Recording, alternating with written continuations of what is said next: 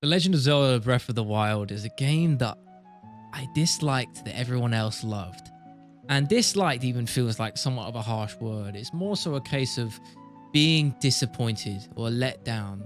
You know, I played it at a time, probably a year or two after release, where everyone was raving about this 10 out of 10 masterpiece being one of the most incredible games of all time. And I don't want this to be a reactionary piece or conversation and rant of negativity about, well, I have a strong dislike for this game and it sucks, this, that, or the other, because that's not what this channel's about. It's not what I'm about. And I don't think it's what talking about games or the discussion around this beautiful industry that we love should ever be about. Really, we shouldn't thrive off negativity, and I don't want to do that today. I want to sort of deconstruct the good and bad of a game, which I think could have been so much more. And when I first played it, I thought the opening was beautiful. You know, you come out and the first thing you see with the title card is this expansive vista of Hyrule, this incredible world where you can see and go to anywhere. In the furthest distance you can see, you can go there. And for that time in 2017, that was a real innovation. It was one of the first open worlds which didn't railroad the player, didn't hold your hand, didn't invade you with countless quest markers, collectibles, and side little things and story tangents like we typically see within the worlds of Ubisoft. Like Assassin's Creed, for example, is probably most infamous and in many ways egregious for that. You know, Nintendo took a risk at the time and didn't do that in the slightest. They took the complete opposite approach, and for the most part that worked really well. I actually appreciate the refreshing change to that, and we've seen the inspiration, you know, years down the line with a game like Elden Ring, which I of course love. FromSoft are my favorite developers out there, and they followed suit with their first open world project by stripping everything back and letting the player tell their own story. Zelda was Breath of the Wild rather was the first one in recent memory, or from that I know of, to really do that on a AAA scale.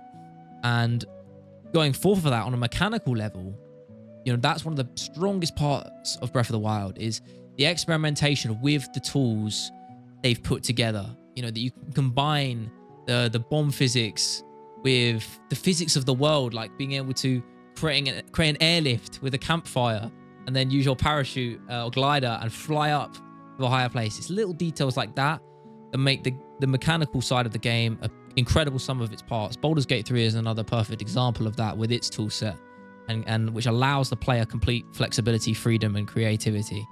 Those are the strongest points of Breath of the Wild, along with the incredible art direction, which of course I have to mention, that is still, you know, years on, absolutely timeless, just as Wind Waker was many years prior.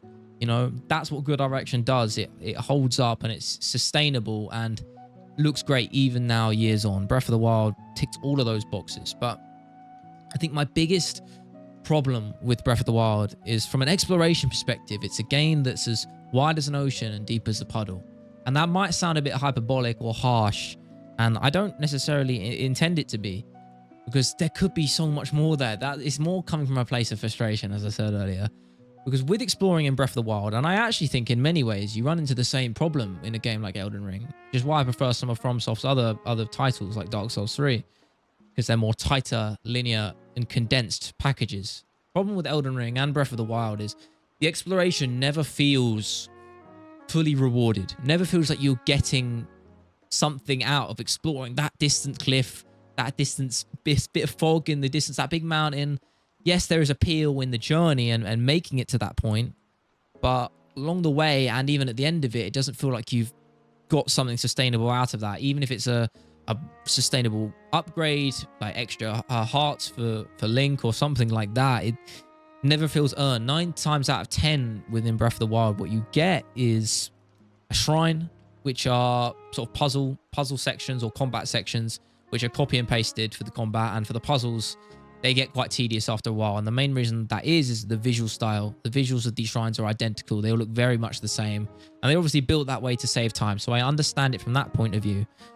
But the problem is when you have a world which is largely filled with them and just them, along with the occasional collectible, which means very little, the exploration starts to feel more tedious. It goes from a initial spark of curiosity and excitement, which is what I felt when I first started playing the game, and I could really understand why people were raving and giving this game 10 out of 10s. I was like, I understood it. But after a while, the sort of facade or the curtains pulled apart and I realized that this was the loop for the rest of the game. The rest of my playtime of playing through the game will be this sort of exploration where I don't really feel fulfilled as a result, as much as I could be if there was other details. More side quests, more little stories, intimate, raw moments with characters. That's what I would love to see in that world, more than what we got. And there are exceptions, small quest lines which I love, like when you get to rebuild that town. I can't remember the name, it has been a while. But stuff like that, I would love to see more of that. And I haven't played Tears of the Kingdom. It's newly released sequel. So someone might have to tell me in the comments below if it's much better in that regard.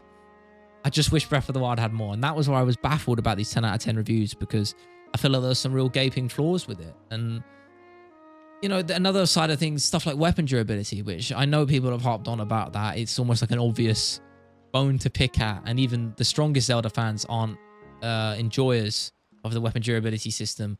But it goes back to what I'm saying. It almost links those two things together. You know, yes, you'll get a cool weapon from exploring and finding a secret cave deep hidden under a waterfall or something. But then what you'll get out of that is an item that is finite. It's not something which you can keep on your journey, that you can keep and look in your inventory and remember, oh, I got this from exploring this thing and telling your friend about it. You know, you almost lose that, because within an hour or two, that weapon has been shattered to pieces, never to be seen again.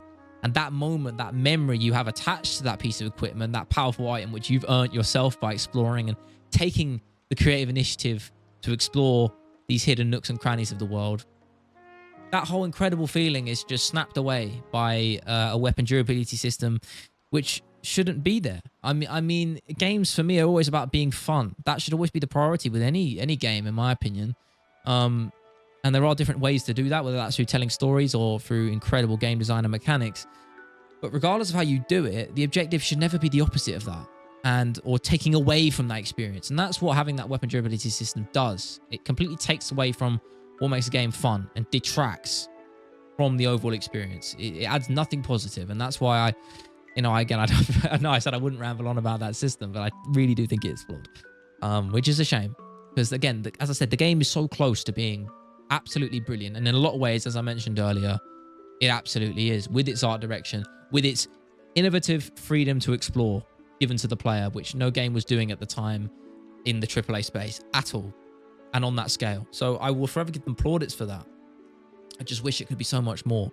And I understand the sentiment of nostalgia and enjoyment of the game from people who grew up with the franchise, because I never really did. I played a couple on my DS back in the day, Phantom Hourglass, I believe it was called, along with a couple of one or two smaller projects. Never the mainline releases back in the day, because I was never huge on Nintendo for the most part.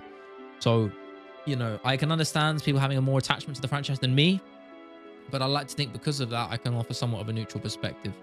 But at the end of the day, we're talking about opinions, and I'm proud to say I do have positive memories with that game and some great experiences, like seeing there's probably a name for it, those dragons float through the sky at night from seeing them from a high point on the map. That was pretty incredible and sticks with me even now. And I like to think that's almost like a universal experience some people share. So if you can't take anything positive from this video, I hope you can take that. Maybe just a little modicum of positivity. And I know it's a little bit of a different tangent for these videos I normally make.